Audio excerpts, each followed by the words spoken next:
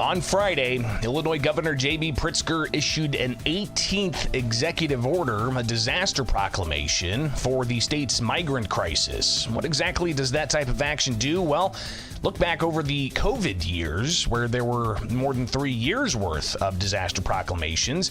And what that did is it freed up the governor's ability to spend money. And now we've got an 18th disaster proclamation in the state of Illinois dealing with the ongoing migrant crisis. And that has allowed the governor to spend $500 million, and more is expected. To talk about this and more, we're joined now by State Representative Brad Halbrook, who actually traveled down to the southern U.S. border. He joins us now. Representative, thanks for taking time with us this morning. Tell us about what ultimately transpired. How come you guys headed down to the southern border? Good morning. Yeah, good morning, Greg, and thanks for having me on, and congratulations on continued success on your YouTube channel. You're hitting on all the right notes, and I know everybody likes it. So we had the opportunity to go to Eagle Pass, Texas last Thursday, spent the day there. We were hoping to go yet later this week. Things got moved up, and so we traveled down there late last week. Eye-opening experience, to say the least, and I would advise everybody to take a trip down there that's involved in policymaking or wanting to know what the real story is, because you get the truth when you're down there on the ground. So if you could just kind of explain what you saw down there. You shared with me some video that we'll show here, but what did you guys see when you were down on the southern border? Right. So we went to an NGO. It was called Mission Border Hope, that processes illegal aliens as the Border Patrol brings them up from the river as they've crossed. We were able to go there. I wasn't able to completely tour the facility as much as we had hoped, but we did get to talk briefly with the assistant director.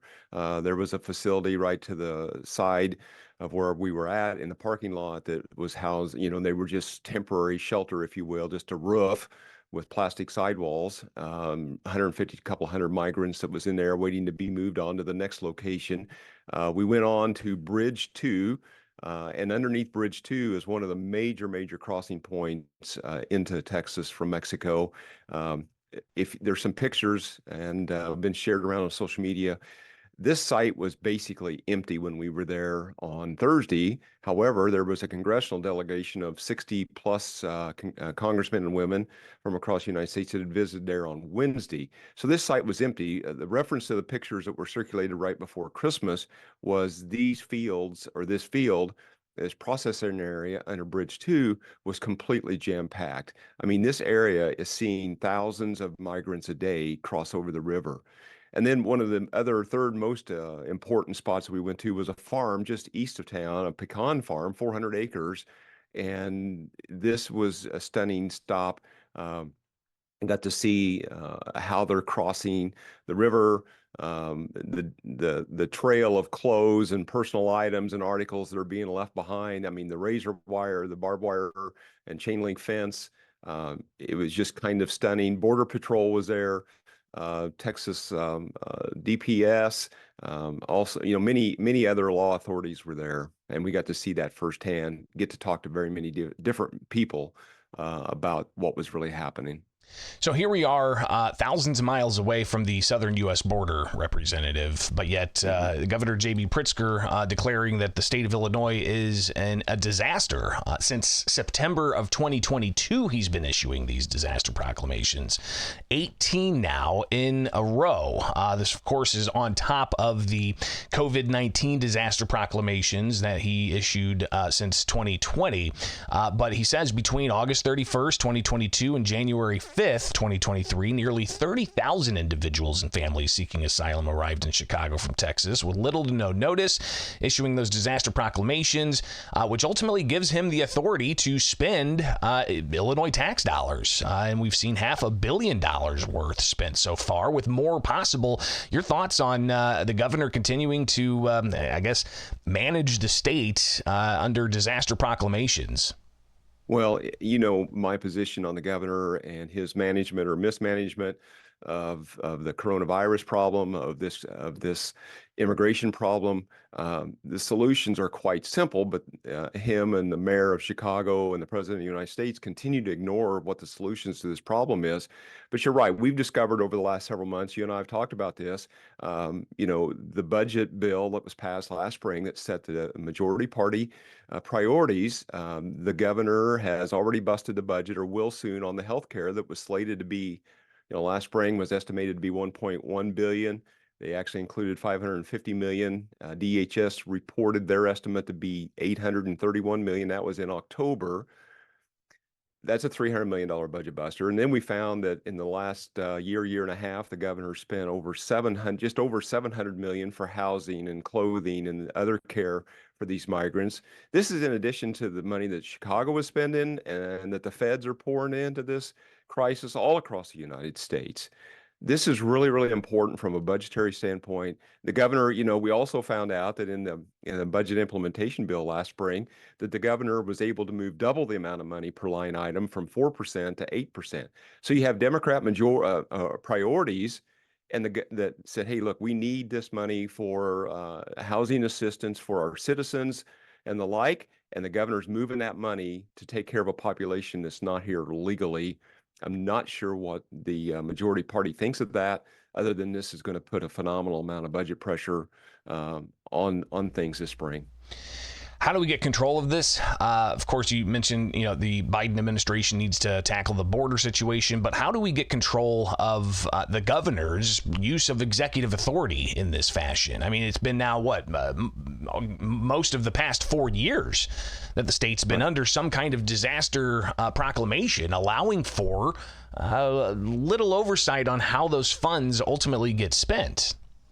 Right. Well, that's why this trip to the border was important, to bring attention to this very important issue. We have railed on the governor. We think that he is misusing his emergency powers. We think it ends after 30 days. The General Assembly needs to be called in and work through these issues. But evidently, either the governor is not allowing that or the majority party doesn't want to tackle it. I'm not sure what it is, but it is what it is. And so it's disappointing because of what is happening. I mean, and we can get into this, but I think it's not all about the money, which is a big deal. And this is going to burden taxpayers, every taxpayer in the state of Illinois. It's going to put a burden on them. But when you talk to the Border Patrol, and again, we didn't get to talk to the director of this Mission Hope, Border Hope, but she was on a Face the Nation interview yesterday, I think, and I don't know when that was recorded, but she said not all of these crossings will result in asylum for these individuals. And she talked about, the injuries, the death. I mean, there's people literally drowning in the river. The farm we visited, 57 bodies were discovered in 1 week on this pecan farm in the last few months. I don't remember. That's just 1 week. That wasn't all of them. The rapes, the trafficking, the list goes on and on. There is a human toll here that the White House is all in on. The Mexican government is all in on. The cartels are all in on this. And this is just shameful to allow this behavior to continue to go on. State Representative Brad Halbrook with us. And what message would you say needs to be sent to the governor's office in order to, put the pressure on the White House? Because as of right now, it's just been, more resources being requested from the federal government. Those are taxpayer resources, but even, the Mayor Brandon Johnson out of Chicago may give a little bit of lip service to the idea of immigration reform, but when it comes to the border being as porous as it is, I mean, I'm seeing estimates it's more than 10 million people have come across just in the Biden administration. Right. I mean, the numbers, in the past, and there's always been about 300,000 to 400,000 worth of crossings. But on day one, when President Biden was sworn into office, he reversed all of those policies. The crossings quadrupled. They're continuing to be on a record pace. Just in the Del Rio sector, which is 290 miles, I think it is. Don't quote me on these exact numbers, but it's just a small fraction of the border. Nearly 300,000 people crossed in December alone. I mean, this is 10,000 a day that's coming across the border just in one section that's less than 300-mile long. And so the message is really quite simple. I think they need to get a grip on this situation by securing the border. I mean, we saw in the afternoon, or well, it was about midday on Thursday, three migrants that had got up on a sea container. They border portions of this river with sea containers. They put razor wire or concertina wire up on top of that. They were actually able to make it to the top of that container. U.S. Border Patrol put a ladder up against the container and literally helped them down. Because if they fall and they injure something, then we've got them to, patch back together. And so that really just makes it even more complicated to deal with the situation. So the message that the governor and the mayor of Chicago needs to send to the White House is secure the border, get a grip on this situation. And before we continue, I mean, 630 buses bringing nearly 30,000 people to the city of Chicago alone. That's just one city. They're going everywhere else. And so I don't think it's any more complicated than that. What's hard is making that decision to do that. And evidently the governor and the mayor of Chicago and the mayor of New York and many others don't have the stomach for that. Well, and as you said, it's not just Chicago that's receiving these. We're getting more stories over the weekend of some of the suburban areas seeing migrant buses drop people off at train stations. And these individuals clearly are not ready for a Chicago winter, showing up in shorts and sandals. So clearly this is an issue that's not just impacting Chicago taxpayers and the state taxpayers, but also suburban taxpayers as well. How concerned are you in your area of the state, down in central southern Illinois, that you've got the possibility that this could continue to spill over into other parts of the state? Well, I think I'm really concerned about it, and I think it's going to, it's already happening. It's going to amp up, I think, in the coming weeks and months. We see these municipalities putting up ordinances or fines for buses that can't unload, and the flights that are coming in. So it's very concerning because we see, I mean, the mayor of Chicago wants to be a sanctuary city until he has to. And so we've got communities outside of Chicago that live in Illinois, of course, that are Illinois as a sanctuary state. They're not all in on the sanctuary state or city status, but yet they're gonna be the recipients of some of these folks. And again, I don't want to sound cruel and harsh here and say, hey, people shouldn't try to better themselves, but there is a legal process to get into this country that's been in place for decades. And this is putting undue pressure on all the systems, all the infrastructure, all the finances, and the human toll. It's just stunning what's happening here, and it's got to get under control. State Representative Brad Halbrook, greatly appreciate you taking the time with us this morning. We'll definitely connect in the near future on this and plenty of other issues. All right, be safe out there. Thank you very much. It is Bishop on Air with YouTube, Twitter, Facebook, and elsewhere. Of course, like, subscribe, follow along on the issue of the governor and his executive orders. I talked with State Senator Terri Bryant about it, but let's hear what Chicago Mayor Brandon Johnson had to say recently on MSNBC with Al Sharpton when talking about the ongoing migrant influx. Many black mayors has been the focal of this. In fact, on Thursday, New York City Mayor Eric Adams filed a $700 million lawsuit against 17 charter bus companies who transported migrants from Texas. What are your thoughts about the case, and is this an action you would consider taking as well? Well, look, you're absolutely right about the intentions of Governor Abbott. He is attacking democratically ran cities, and particularly cities that are being led by black leaders or leaders of color. This is unconscionable, and it's a very raggedy approach. And quite frankly, not only is it reckless and raggedy, but it is evil-spirited. So again, we've heard that same type of rhetoric from Chicago Mayor Brandon Johnson, but I mean, the realities are the humanitarian concerns, but also the financial concerns. And before Governor J.B. Pritzker issued his 18th disaster proclamation concerning the migrants, I connected with State Senator Terri Bryant, who fully anticipated that the governor was going to reissue yet another disaster proclamation. Here's some of that conversation I had with her on Friday. This will be now like an ongoing 5-year order, right? Over and over and over again, whether it was COVID or this. So I can't see that his power has been bridled in any way, or has by the legislature, by the majority party. So why wouldn't he issue another one? So yeah, I anticipate he'll file another executive order, which means that he's able to continue to spend taxpayer dollars with little to no transparency. If your listeners really didn't pick up anything from like COVID, it was the ability for the governor to spend.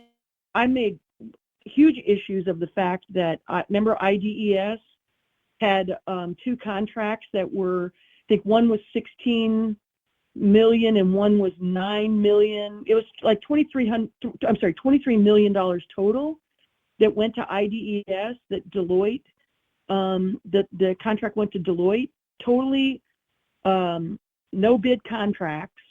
So procurement even goes away. I think that's the thing that taxpayers aren't, maybe really don't have a full grasp of. So if nobody's checking him, or if he's spending like unbridled in this, so far, his personality says to me he will file another one. And when he does, it'll be business as usual. Again, the governor did indeed file that 18th disaster proclamation on Friday. And State Senator Terri Bryant talked about the impacts of such actions when it comes to the taxpayers and how their resources are going to be used in dealing with the, quote, disaster. Right.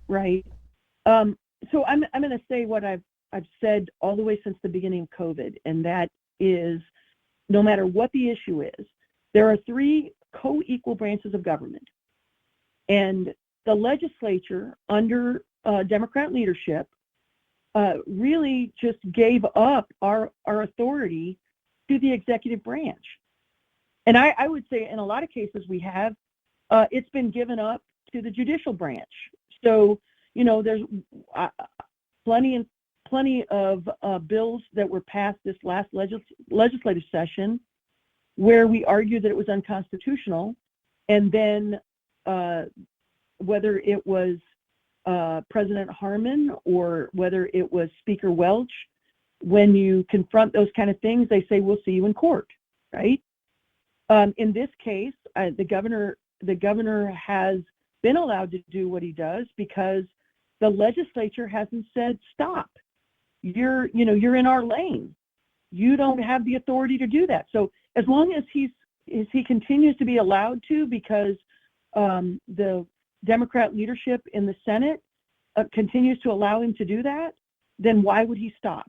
So to your question, the way this gets stopped is all of a sudden the Senate Democrat leadership has to allow for the entire legislative body, especially in my case for the Senate, to say, no, that's not your authority. You cannot do that. But he's been given carte blanche to do that. And so he does it. Again, a conversation I had with Terri Bryant on Friday, state senator from Murfreesboro, talking about the ongoing disaster proclamations that the governor has entered, and what other steps are there that the legislature could take. Could, say, Senate Republicans file a lawsuit because you talk about this, what Senator Bryant's saying is the executive branch not being properly checked by the legislative branch. Could the legislative branch file a lawsuit, especially if the Democratic leadership aren't willing to check the governor's 30-day executive order powers? I don't know, because I'm not an attorney. I don't know if that's the option, but it's not really an appropriate option. The appropriate option is for the legislature to do their job. We have the authority to stop this, and you stop it by basically saying, no, here are the laws that we have in place. Here are the bills that we're filing in order to, curb the spending. Here's what we're going to allow to be spent, because the governor can only spend, the money that is appropriated to him from the legislature. And I did reach out to the Senate President's office to get a comment. Did not receive anything back. Also reached out to the governor's office. But Bryant says, hey, clearly something needs to happen, and it might have to happen from the White House. Well, I mean, obviously, the first thing that has to happen is you have to close the border. Cannot continue to allow people to just pour over our border. Certainly, I would be calling it because this isn't fed. I mean, I'm not federal. I'm state, so it has to be stopped at the border. That's ultimately where we go. The stay in Mexico policy under the Trump administration was effective in stopping that movement at the border. So, as you know, as far as Illinois goes, I guess the first step would be stop the bleeding at the U.S. border. So again, that's State Senator Terri Bryant, and a conversation I had with her on Friday, just after we talked live with State Representative Brad Halbrook. We'll be tracking this, obviously, because now we're on a 18th disaster proclamation when it comes to the migrant situation, and lawmakers coming back to Springfield, set for next week. They'll be back in on Tuesday. Could the funding for the ongoing migrant crisis be top of mind? We'll see what exactly transpires, and we'll keep you updated on all of that. It is Bishop on Air. Be sure to like, subscribe, follow along, and you can obviously support the program by checking out some of the merchandise below, or just by telling your friends about the program each and every weekday morning. All right, stay tuned. We've got tons more coming up as always with Bishop on Air.